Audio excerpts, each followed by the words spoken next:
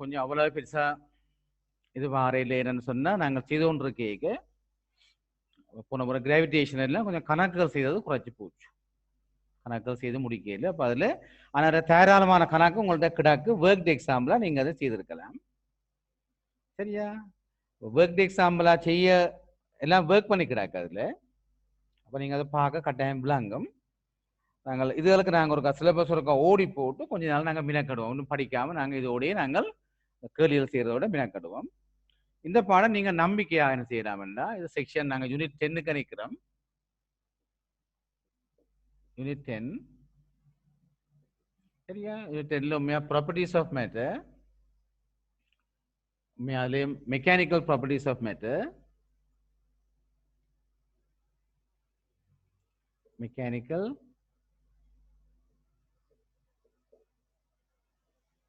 properties of matter, mechanical properties of matterல நாங்கள் அதில் 3 இதாக நாங்கள் படிக்கணும். ஒன்று வந்து எலாஸ்டிசிட்டி, அதுதான் நாங்கள் ஒரு 3 days தான் எங்களுக்கு மேக்ஸிமம் அதில் நாங்கள் முடிச்சுக்கொள்வோம். ரெண்டாவது வந்து விஸ்கோசிட்டி, அடுத்தது சர்ஃபஸ் டென்ஷன். இப்போ 3மே சரியான சின்ன பாடங்கள். நாங்கள் அடுத்த கிளாஸ் நாங்கள் ட்ரை பண்ணி உங்களுக்கு ஒரு எக்ஸ்பெரிமெண்ட் உண்டு நாங்கள் என்ன செய்து கொள்வோம், நாங்கள் வீடியோவாக காட்ட யோசிப்போம். சரியா? அடுத்த கிளாஸ் இல்லை அதுக்கு அடுத்த கிளாஸாக இருக்கும் அது. ரைட். இந்த பாடம் வெலும் சிம்பிளானது. நீங்கள் வடிவாக கவனித்து கொண்டு வருங்க. ஃபர்ஸ்ட் 15 minutes உங்களோட கவனம் சரியான மிகவும் உச்சக்கட்டத்தில் இருக்கும். அதுக்கு பிறகு நான் யோசிக்கிறேன் பிறகு அதுக்கு பிறகு நாங்கள் இதை ஓப்பன் பண்ணி போட்டு அங்கால சரியா இது போய்கொண்டிருக்க நாங்கள் எங்கே போய் நிற்கலாம்னு யோசிச்சு போடாதீங்க. ஃபர்ஸ்ட் 15 minutes நீங்கள் வடிவாக கவனிப்போம். இப்போ நாங்கள் இதில் என்ன படிக்க போகிறோம்னா, ஒரு பாடி வந்து ஈக்குலிபிரியத்தில் இருக்கிற மாதிரி அதுக்கு இருக்கிற ஃபோர்ஸை அப்ளை பண்ணுற கேஸை யோசிச்சு பாருங்க. ஒரு பாடிஸ் சரியா ஈக்குலிபிரியத்தில் இருக்கிற மாதிரி ஃபோர்ஸ் அங்கே ஆக்ட் பண்ணி கிடக்கு. நாங்கள் சில சிச்சுவேஷன்ஸை பார்ப்போம். பாடிஸ் இந்த ஈக்குலிபிரியத்தில் இருக்கிற மாதிரி ஃபோர்ஸ் அங்கே இருக்குது. அது மாதிரி இங்கே இப்படி ஒரு ரோட் வண்டி எடுத்து நான் இந்த பக்கம் 2 நான் ஃபோர்ஸை கொடுப்பேன். Equal and opposite forces. இதுலேயும் அதே மாதிரி தான் ஈக்குவல் ஆப்போசிட் ஃபோர்ஸஸ் ஒரே லைன் ஆஃப் ஆக்ஷன்ல இருக்கிறார். அது மாதிரி இங்கே அதில் 2 மேருங்க தேவையில்லை. சில நேரம் என்ன செய்யலாம், எல்லா பக்கத்தாலையும் கூட அது கொடுக்கலாம். ஆனால் என்ன நடக்கணும்னா அது ஈக்குலிபிரியத்தில் இருக்கணும், அசையக்கூடாது. இப்படியான ஃபோர்ஸை கொடுக்க அது வந்து டிஃபர்மேஷன் ஒன்று வர போஸ். இந்த பாடியில வந்து ஒரு டிஃபர்மேஷன் ஒன்று வருது.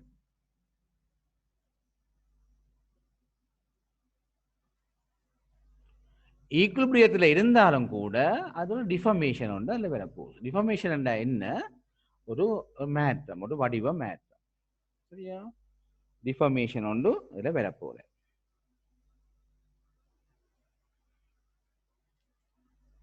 வடிவாக கவனிக்கணும். டிஃபர்மேஷன் எப்போ வரும்னு சொன்னால் அது ஈக்குலிபிரியத்தில் இருக்கக்கூடிய மாதிரி ஃபோர்ஸை ஆக்ட் பண்ணால் டிஃபர்மேஷன் ஒன்று வரும். இப்போ நாங்கள் இதில் இந்த பாடத்தில் படிக்க போகிறதெல்லாம் சாலிட்ஸை பற்றி, லிக்விட்ஸை பற்றியோ மற்ற கேஸை பற்றியோ அங்கே இதில் படிக்க போகிறதில்ல. இந்த சாலிட்ஸின் பிஹேவியரை படிக்க போகிறோம். அப்போ நாங்கள் ஒரு மெட்டீரியல் ஒன்று எடுங்க, சாலிட் மெட்டீரியல் ஒன்று. இவர் ஈக்குலிபிரியத்தில் இருக்கிற மாதிரி நாங்கள் ஃபோர்ஸை நாங்கள் ஆக்ட் பண்ணிக்கொள்வோம். நாங்கள் ஃபோர்ஸை கொடுத்துக்கொள்வோம் ஈக்குலிபிரியத்தில் இருக்கிற மாதிரி.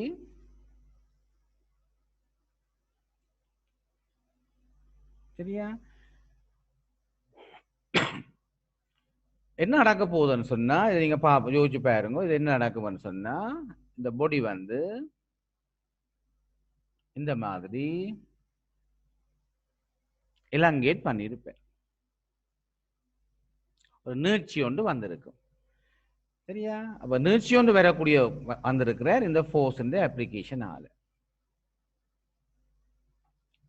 இப்போ இதில் இருக்கிற டிஃபர்மேஷனை நாங்கள் சொல்லுவோம். இப்படியான கேஸ் வந்திருந்தா நாங்கள் இருக்கிற டிஃபர்மேஷனை சொல்லுவோம் டென்சைல் டிஃபர்மேஷன்.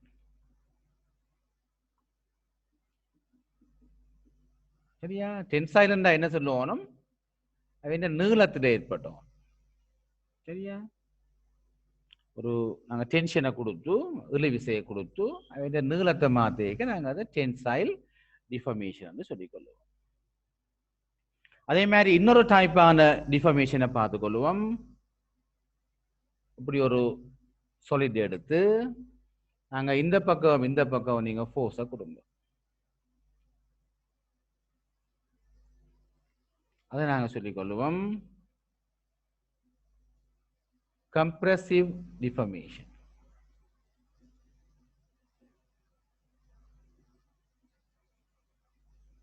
compressive சரியா? நெடுக்கல் விகாரம் டிஃபர்மேஷன் ஒரு மாற்றம் வடிவழிவு சொல்லிக்கொள்வோம். தமிழ் வடிவழிவு என்று சொல்லிக்கொள்வோம்.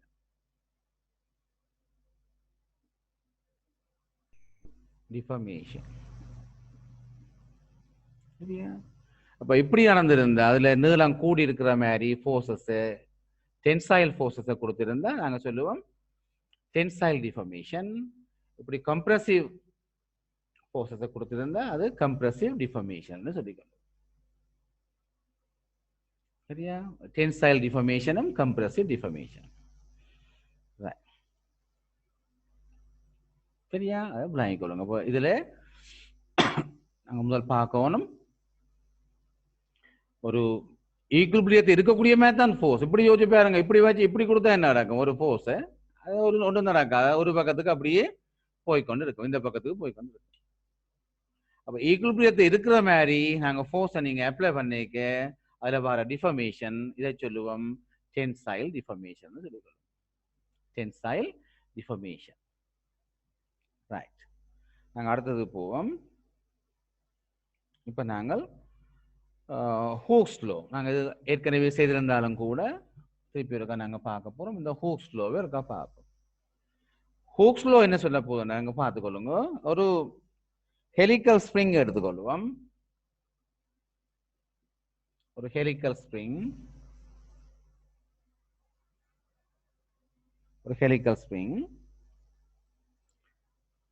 நாங்கள் இந்த சைட்ல நாங்கள் லோட் பண்ணியிருக்கோம்.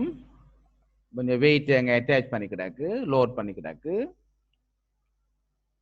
இது ஒரு loaded helical spring. loaded helical spring. loaded helical spring. சரியா? என்ன நடக்கும் பாருங்க. இந்த ஸ்ப்ரிங் நாங்கள் லோடை நாங்கள் கூட்டிக் கொண்டு போக நாங்கள் லோடை கூட்டிக் கொண்டு போக இந்த ஸ்ப்ரிங்ல வர extension increase in length extension கூடிக்கொண்டு போகும். கூட போறேன். சரியா?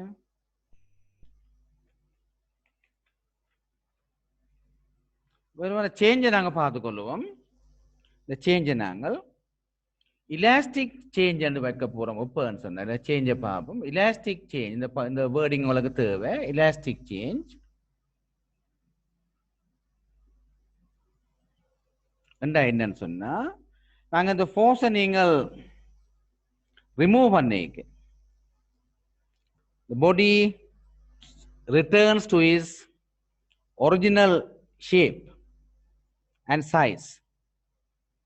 Okay, so in an elastic change a body returns to its original shape and size when the load on it is removed. when the load நீங்க எடுத்து விடுங்க ஸ்ப்ரிங் முந்தின இடத்துக்கு போய் சேருவேன். திருப்பி இருக்க நாங்கள் படத்துக்கு போறேன். எங்கள்கிட்ட ஒரு ஸ்ப்ரிங் கொண்டு இப்படி இருந்தது.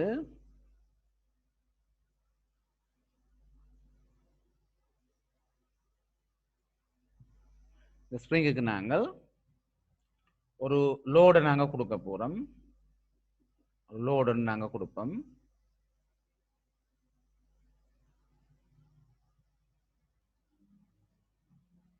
லோட கொடுக்க பாருங்க, இவ்வளவு அதுல வந்து சேஞ்ச் இன் லென்த்.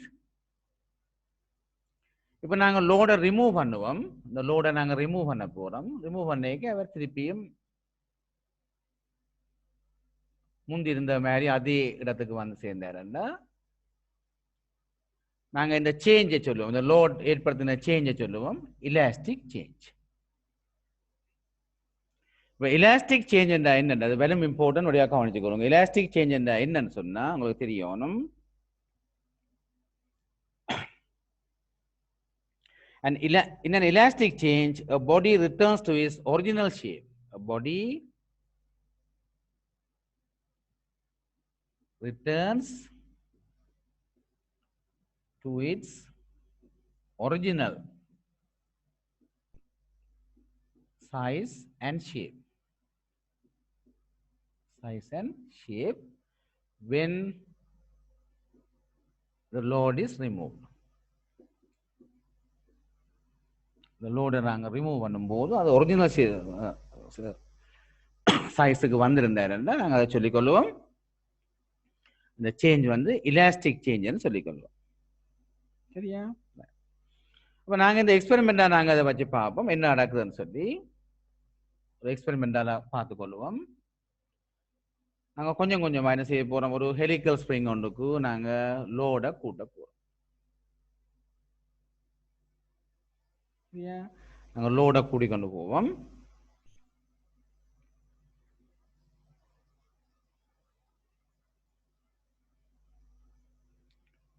சரியா? நாங்கள் என்ன செய்ய போகிறோம் வந்து இந்த லோடோட எக்ஸ்டென்ஷனை நாங்கள் ப்ளாட் பண்ணி கொள்ளுவோம். இதில் வர எக்ஸ்டென்ஷன் சேஞ்ச் இன் லென்த்,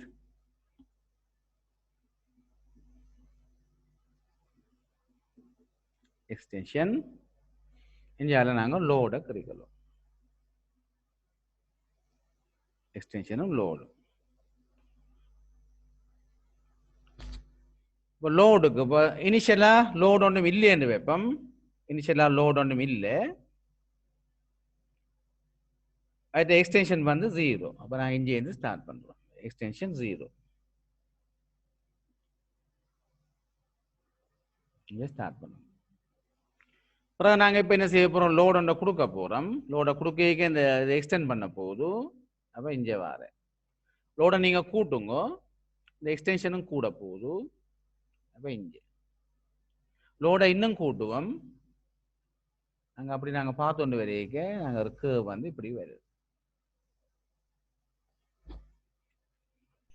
ஒரு கட்டத்தில் நான் இடையே ஒருக்கா காட்டுறேன். ஒரு கட்டத்தில் இப்படி வந்துட்டேன்.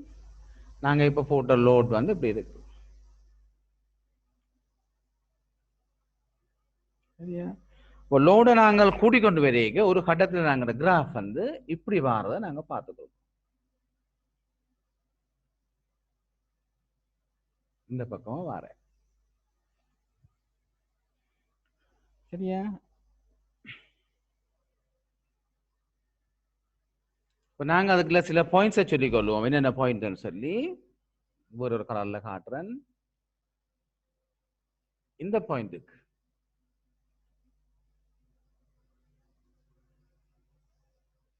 இந்த பாயிண்ட்ல பாருங்க, இவ்வளவு ரீஜனே நீங்க பாருங்க, இந்த ஷேப்பை பாருங்க, இது ஒரு ஸ்ட்ரைட் லைனா இருக்கு. இப்ப நான் இதை பி என்று போட்டுக்கொள்றேன். பி என்ற பாயிண்ட் வந்து சரியா? பி என்ற செக்ஷன் மட்டும்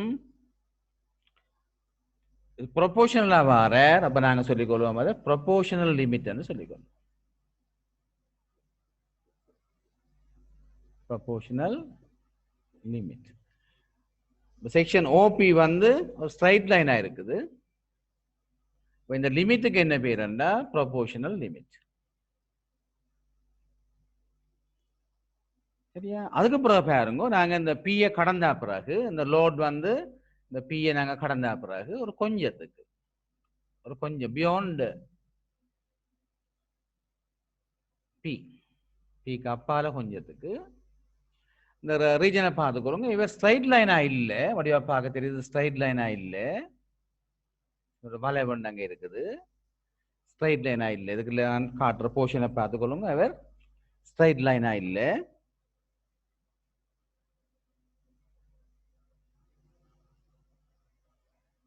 சரியா? இந்த போர்ஷனை பார்த்துக்கொள்ளுங்க. ஸ்ட்ரைட் லைனா இல்லை.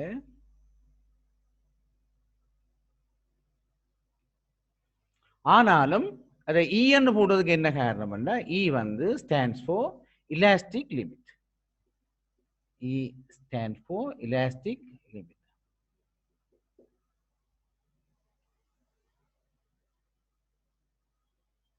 elastic limit என்னன்னா வடிவா விளங்கணும். இவரை நாங்கள் இந்த லிமிட்டுக்கு நாங்க வந்துட்ட கொண்டு வைப்போம். அங்கால இல்லை, 14 எடுத்து விடுறேன், இங்கால வேண்டாம். இந்த இ என்ற லிமிட் இப்ப வந்தா பிறகு என்ன சொல்லுங்க பாப்போம். நான் ஃபோர்ஸை நான் என்ன செய்ய போறேன், இப்ப இ என்ற லிமிட்டுக்குரிய ஃபோர்ஸை பாருங்க.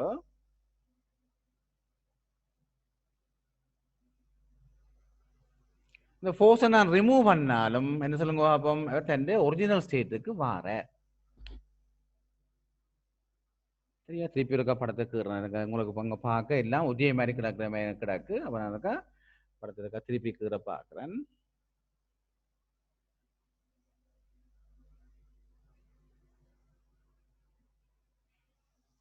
முதல் நாங்கள் எடுத்துக்கொண்டோம், இவர் தான் ப்ரொபோர்ஷனல் லிமிட். இந்த லிமிட் பி தான் ப்ரொபோர்ஷனல் லிமிட். எக்ஸாம் பேப்பர்ல அதை கேட்டிருந்தா உங்களுக்கு 2015 கேட்க இது ப்ரொபோர்ஷனல் பாயிண்ட் என்று போட்டால், லிமிட்டுக்கு பதிலாக இதை நாங்கள் பாயிண்ட் என்று போட்டால் பிள்ளை. இது வந்து ப்ரொபோர்ஷனல் லிமிட் என்று உங்களுக்கு விளங்குவோம். அது ஒரு லிமிட் இல்லை. சரியா? அப்புறம் நான் திருப்பி சொல்லுவேன், பி ஏன் அதை ப்ரொபோர்ஷனல் பாயிண்ட் சொல்றேன் இல்லைன்னு சொல்லி. அடுத்தது பாருங்க, பியாண்ட் பி. பிக்கு அங்கால கொஞ்சம் பார்ப்போம் என்ன நடக்கிறாரு. பிக்கு அங்கால நீங்க பாத்தீங்கன்னா அந்த பாயிண்ட் வந்து இப்படி போகுது. அதை நாங்கள் இ என்று வைத்துக்கொள்வோம். ஈக்கு பேர் இலாஸ்டிக் லிமிட். இலாஸ்டிக் லிமிட் என்னன்னு சொன்னா, நீங்க பிக்கு அங்கால நாங்கள் லோட கூட்டிக்கொண்டு போறீங்க, எக்ஸ்டென்ஷன் கூடிக்கொண்டு வந்திருக்கு, இந்த சைட்ல எக்ஸ்டென்ஷன் கூடிக்கொண்டு வந்திருக்குது. ஆனால் நாங்கள் ஈல வச்சு நீங்க லோட ரிமூவ் பண்ண என்ன நடக்கிறார், அவர் திருப்பியும் அவற்ற ஒரிஜினல் இதுக்கு அது வார. அதான் நாங்க கவனமா இருக்கும். ஈ மட்டும் நீங்க போனாலும் பாருங்க, இதுக்குள்ள அந்த இந்த ப்ராப்பர்ட்டி என்ன property, the property of proportionality is lost here. இதுக்கு இல்லை. இந்த பியை கடந்தோடனே அவர் போட்டேன், பி மட்டும்தான் ப்ரொபோர்ஷனாலிட்டி, ப்ரொபோர்ஷனல் லிமிட் இருக்கிற. அதுக்கு இந்தியாவில ப்ரொபோர்ஷனல் நாங்க சொல்லலாம், அது வேற மாதிரி தான் போகுது. ஆனாலும் நாங்க இ என்ற பாயிண்ட் வெறும் மட்டும் நீங்க என்ன செய்ய, அந்த லிமிட்டுக்கு நாங்க நிற்கும் மட்டும், இந்த லிமிட்டுக்கு இல்லை, இந்த லிமிட்டுக்கு நாங்க நிற்கும் மட்டும் நீங்க ஃபோர்ஸை நீங்க எந்த இடத்துல ரிமூவ் பண்ணி விட்டா என்ன நடக்கும் சொல்லுங்க பாப்போம். திருப்பியும் அவர் பழைய இடத்துக்கு வருவார். பழைய மாதிரி பழைய முந்தி ஸ்ப்ரிங் எப்படி இருந்ததோ இப்படித்தான் இருந்ததுன்னா, லோட் ஒன்று கொடுக்க இப்படி இருந்ததுன்னா இதுக்கு அவர் வருவார். சரியா? வாங்குதா? அப்ப பிஎம் இஏ உங்களுக்கு டிஃபரன்ஷியேட் பண்ண தெரியும். அதுக்கு பிறகு பார்ப்போம், இதுக்கு பிறகு அவற்ற பிஹேவியர் எப்படி இருக்குன்னு பார்த்தா அவர் வந்து இப்படியே போற, இந்த பக்கம் போகும். இதுக்கு இஞ்சால இந்த லிமிட்டை நீங்க தாண்டினவா, இ என்ற லிமிட்டை நாங்கள் தாண்டிட்டோம்னா என்ன சொல்லுங்க பார்ப்போம், அங்கால அவர் பழைய நிலைக்கு வரவே இல்லை. அங்கே ஒரு பெர்மனன்ட் டிஃபர்மேஷன் அங்கே இருக்குமென்றுதான் கருத்து. பெர்மனண்டாக அங்கே ஒரு டிஃபர்மேஷன் ஒன்று வரப்போற. இதுக்குள்ள வர டிஃபர்மேஷன் உதாரணமா இந்த இடத்துக்குள்ள இதுக்குள்ள வந்த டிஃபர்மேஷன் வந்து அது டெம்பரரி. ஏன்னு சொன்னா நாங்கள் ஃபோர்ஸை நாங்கள் எடுங்கோ அது பழைய இடத்துக்கு வந்துடுவேன், எக்ஸ்டென்ஷன் ஜீரோவாவே போடும். இந்த இடத்துக்கு நிக்க இதுக்கு நிக்க என்ன நடக்கும், இந்த பி என்ற லிமிட்டுக்கு உள்ளுக்கு நீங்க நிக்க உங்களுக்கு ரெண்டு நடக்கும். என்ன சொல்லுங்க பார்ப்போம், இவர் வந்து ப்ரொபோர்ஷனலா இருப்பார், ஃபோர்ஸை ரிமூவ் பண்ண பழைய இடத்துக்கும் பெறுவேன். ஆனா பியை தாண்டினா அப்புறம் கொஞ்சம் இந்த உபல இடத்துக்கும் என்ன சொல்லுங்க பார்ப்போம், அது ப்ரொபோர்ஷனலா இல்லை, ஆனாலும் ஃபோர்ஸை ரிமூவ் பண்ண பழைய இடத்துக்கு வருவேன். இ என்ற லிமிட்டை நாங்க தாண்டி விட்டோம்டா, இஞ்சால போட்டோம்டா என்ன நடக்கும்னு சொன்னா எங்களுக்கு அவர் ஒரு பெர்மனன்ட் டிஃபர்மேஷன், திருப்பி பழைய இடத்துக்கு வரவே மாட்டுது. அப்ப இப்படி வரல என்னண்டு ஸ்டார்ட்ல இப்படி என்றா நாங்க ஈய தாண்டினா அப்புறம் வந்தது இப்படி இருக்கலாம். போர்ஸை ரிமூவ் பண்ண அது பழைய இடத்துக்கு வரையில பாருங்க, பெர்மனண்டாவே ஒரு டிஃபர்மேஷன் வந்துட்டு. சரியா? இப்படியே நாங்க கூட்டிக் கொண்டு போனா ஒரு ஸ்டேஜ் வரும், அந்த இது வந்து பிரேக் பண்ண தொடங்கும், உடைஞ்சு போடும். சரியா? இவ்வளவு தான் நாங்கள் இதுக்காக சொல்ல வேண்டியது, அதுக்காக பார்த்து கொள்ளுங்க.